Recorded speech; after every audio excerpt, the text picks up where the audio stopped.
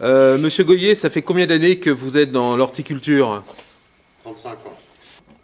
Déjà au point de vue enracinement, l'enracinement est beaucoup plus régulier et beaucoup plus rapide que sur la culture avec de l'eau normale. Et au point de vue pourriture et maladie, beaucoup plus sain.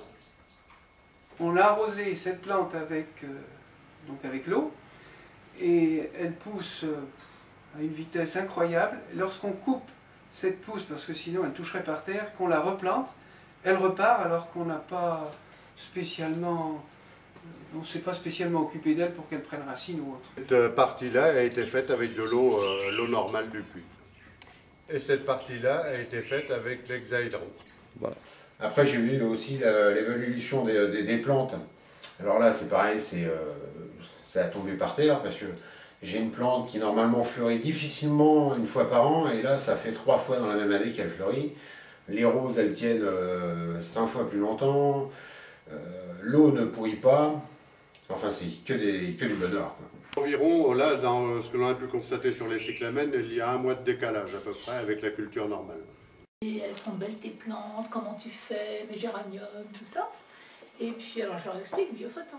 Comme le lantana, comme le bougainvillier et tout ce qui s'ensuit dans ces plantes là où on a beaucoup de mouches blanches, il s'avère que l'on a une réduction très forte de la multiplication des œufs à la suite des traitements.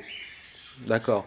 Et Alors, sur le bégonia rex, les bégonias en général, nous n'avons plus d'oïdium par rapport à la culture normale, même sans traitement.